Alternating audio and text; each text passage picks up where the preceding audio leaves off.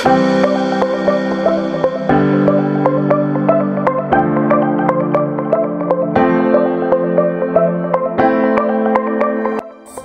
everyone, I am Laika Gutierrez from Baled 2. So our report for today is about the Sacrament of the Holy Orders. So what is the Holy Orders? Holy Orders is the sacrament through which the mission entrusted by Christ to His apostles continues to be exercised in the church until the end of time. So sinasabi na yung Holy Order daw o yung banal na orden ay ang sakramento kung saan ipinagkatiwala ni Kristo ang sa kanyang mga apostol yung misyon na ipagpatuloy ang paglilingkod sa simbahan hanggang sa wakas ng panahon. So meron tayong tatlong antas ng Holy Orders. Una ay ang episcopate o ang mga bishop. So the highest levels has the authority to ordain priests and deacons and continues the leadership of the church.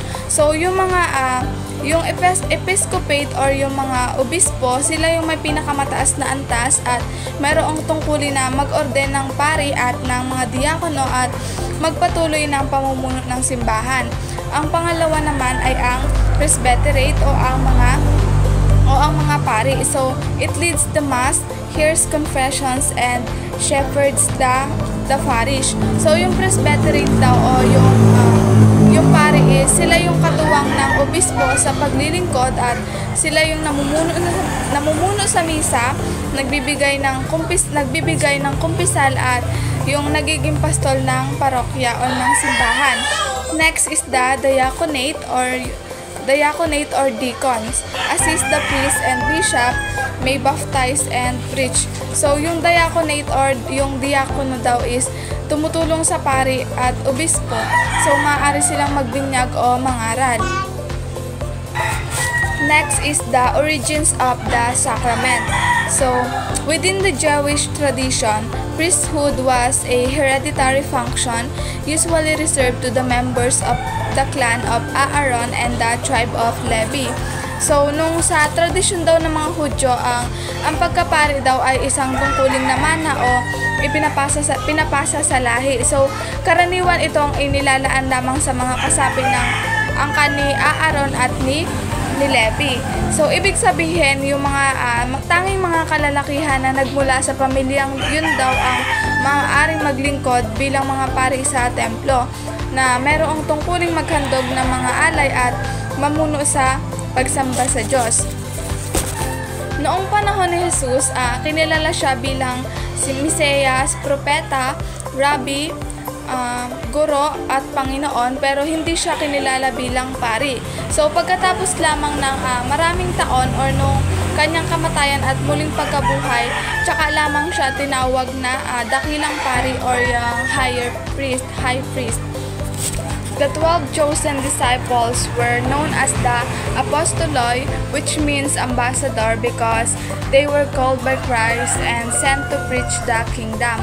And the work that they performed was identified as diaconia, which meant ministry or service. So yung yung 12 alagad daw ni Jesus ay tinatawag na apostoloi na galing sa salitang Griego na ang ibig sabihin ay sugo o ambassador. So tinawag sila na ganon dahil sila ay personal na tinawag ni Kristo at isinugo upang ipangaral ang kaharian ng Diyos. So yung kanilang ginagawa o tungkulin naman ay tinawag na diakonia na nangangahulugang ministeryo o paglilingkod. Ibig sabihin, yung kanilang misyon ay hindi para sa sariling kapangyarihan o karangalan, kundi para maglingkod sa Diyos at sa kapwa sa pamamagitan ng pagpapahayag mabuting salita ng Diyos o kaya pagtulong sa tao. In 313 AD, when Constantine, the Roman Emperor, officially recognized Christianity as a religion, certain development evolved. So, nung 313 AD daw, nagkaroon ng isang napakahalagang pangyayari sa kasaysayan ng Kristyanismo. So, sa panahong yon si Emperor Constantine ng Rome is official na kumilala sa Kristyanismo bilang isang relihiyon. So dahil dito, nagsimula yung mga halagang pagbabago sa pag-uunlad ng simbahan. Number 1 is Constantine gave the bishops permission to expand their authority and to act as magistrates in their local community. So yung bishop is from Greek and Latin variation, episkopos. So yun nga, so binigyan ni Constantine ng karapatan yung mga obispo na palawakin yung kanilang kapangyarihan at gumanap bilang hukom o taga kanilang community or pamayanan. So, ibig sabihin, hindi lamang sila yung mga pinunong spiritual or sa Diyos, kundi meron din silang tungkulin sa pamayanan nila. Nahong yun, si Emperor Constantine ng Rome is official na kumilala sa Kristyanismo bilang isang relihiyon. So dahil dito, nagsimula yung mga halagang pagbabago sa pag-uunlad ng simbahan. So una is tatanging tungkulin sa simbahan. So yung kanilang pananamit is nagsisimbolo yun na nagsisilbing simbolo siya ng kanilang pagtatalaga bilang lingkod ng Diyos.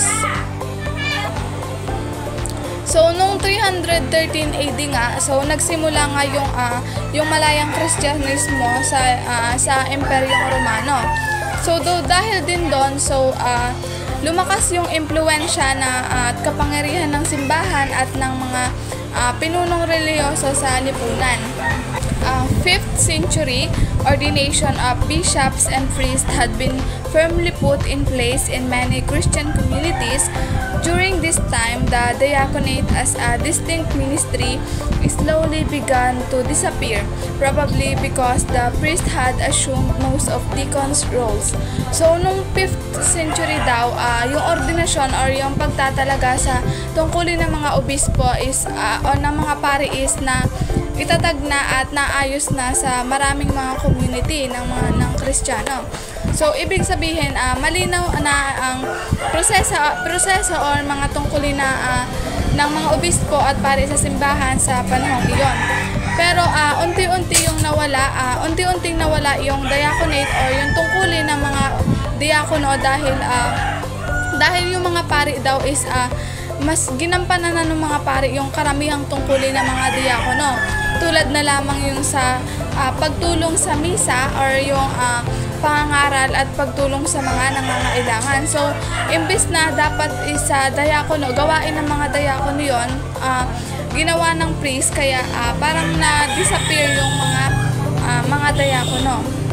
Next is, because of the emergence of monasticism, another development occurred. So, dahil sa pag-usbong ng monasticism or yung pamumuhay monghe o buhay na sa kumbento or monasteryo, nagkaroon ng bagong mga pagbabago sa loob ng simbahan.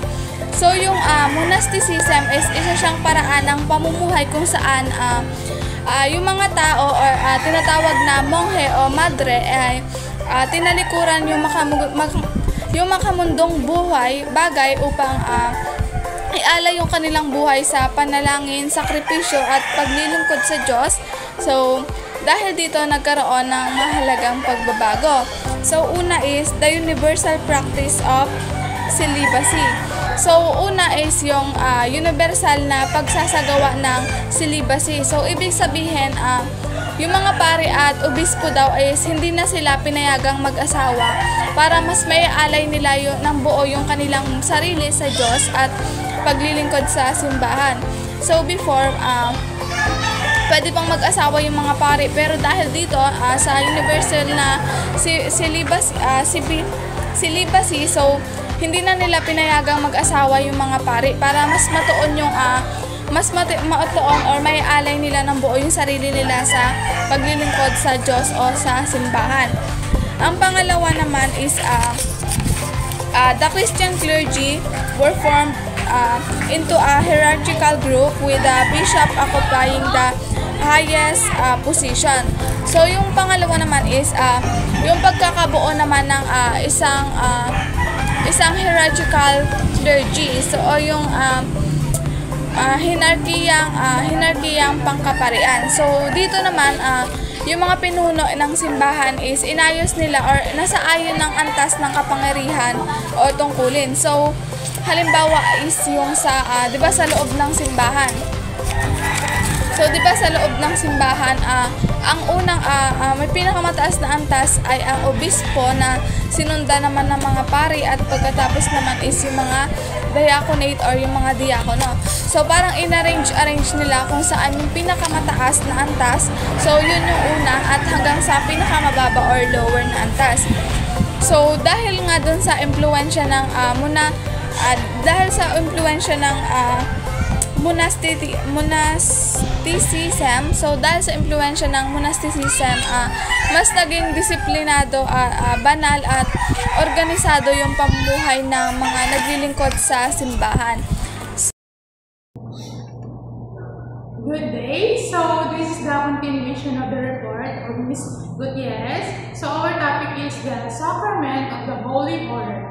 So, my topic is the Christian world before the Council of Trent was divided into two realities. So, the feudal system of authority, power, where the king, who claimed to be chosen and the anointed by God, ruled his vassal lord. So, the feudal system of authority, this system was characterized by the power of being held by the king, who claimed to be chosen and anointed by God during ruling over his vassal lords. In 16th century, Martin Luther caused a great and serious split within Christianity, the Protestant and Catholic division. He believed that there was only one priesthood of all believers, baptism, and that is the commission of the preach, teach, and baptize was given by Jesus to the whole church and not just the bishops and priests. So, Martin Luther has a great serious split within Christianity, leading the Protestant and Catholic division.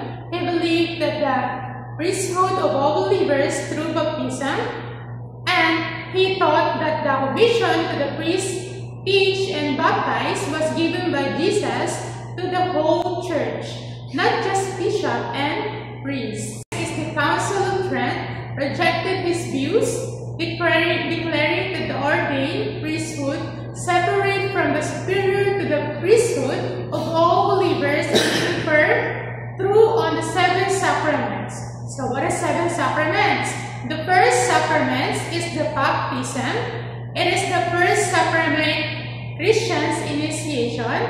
It involves water immersion of puring to signify cleansing from the sin and entrance into the Christian community. The next sacrament is Eucharist, also known as Holy Communion or the Lord's Supper. It involves consuming bread and wine that are believed to become the body and the blood of Christ. So the third sacrament is the penance, also known as reconciliation of the confession. It is involved the confession sins to a priest, receiving the absolution and confirmation penance to repair the harm caused. The repairing of the harm caused of spiritual healing. So the fifth sacrament is orders holy or the holy orders. It is the sacraments through which men are ordained as bishops, priests, or deacons. It involves the laying on the hands by the bishops. And the sixth sacrament is matrimony. So, the matrimony is the sacrament that unites a man and woman in lifelong bond of marriage. It involves the exchange of vows between the couple. So, the next is celebration today. Pope Paul VI published the revised rites of the ordination of deacons, priests, and bishops on June 18, 1968. So Pope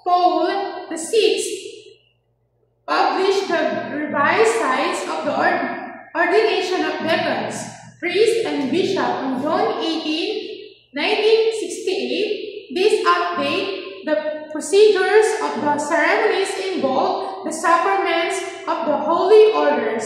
So what is the holy orders? Holy orders, it is called the action for those who are ordained and baptized, urging them to actively engage with a response to the diverse needs of humanity and contemporary world. It is emphasized the importance of recognizing the challenges and hardships faced by individuals and communities, and highlight the responsibilities of the believers to offer support and solution. Foremost among these needs is the sharing of the gospel of Jesus with its ethical and moral foundations to those who are in a state of profound needs, providing them with the spiritual guidance and framework for living virtuous life. So here's the revised rites: the admission of candidacy for ordination of deacons and priests, ordination of deacons, ordination of the priest, ordination of deacons and the priests of the same ceremony, ordination of the bishops, text used during ordinations, and appendix that includes the blessing of pontifical insignia and the reception of bishop in the cathedral. So the first is admission of candidacy. The admission of the candidacy this refers to the formal acceptance of someone who wants to become deacon or priest. It's like you're saying that, okay, you recognize as you're the same someone who is seriously considering this path. So the next ordination is the ordination of deacon. This ceremony where someone is made deacon. Deacons assist priests and perform certain function in the church. So the third ordination is ordination of the priest. This is the ceremony where someone is made priest.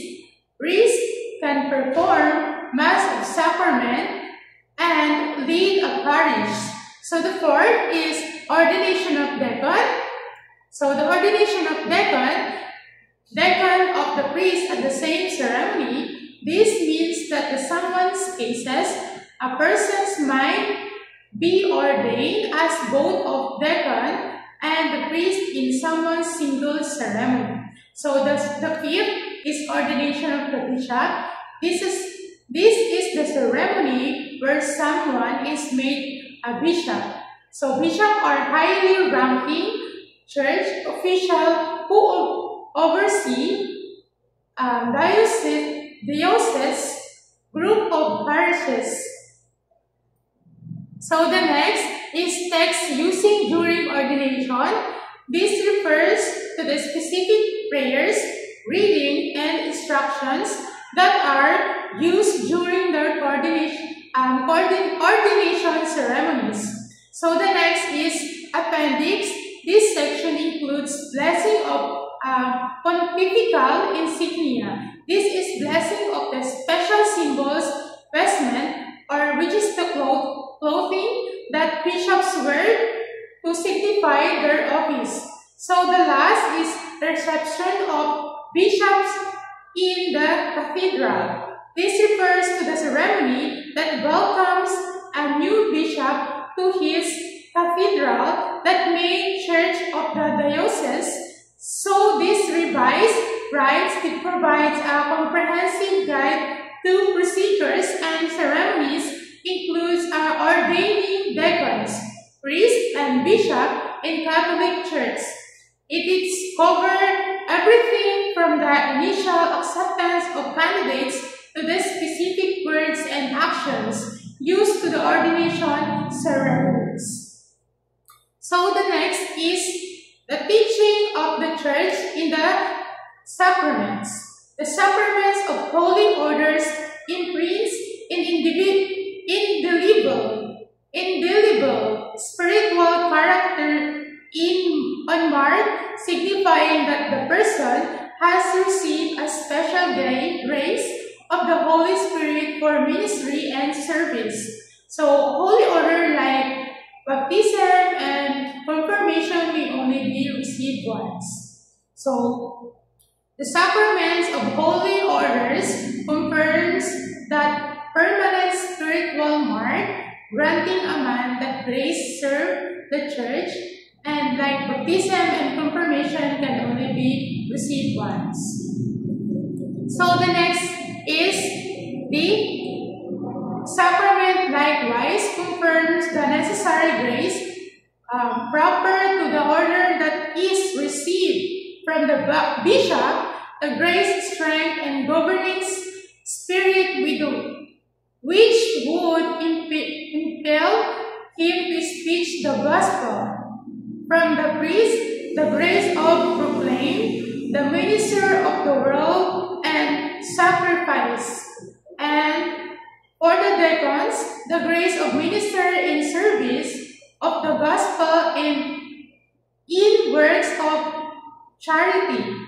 So this means the sacraments of the holy order not only confers the permanent of spiritual characters, but also bestows specific grace tailored to each level of ordination, ensuring that bishop receive the necessary grace, strength, and governing spirit to effectively preach the gospel of their diocese, while priests are granted the grace of proclaim the ministry of the word and offer the sacred sacrifice of Eucharist.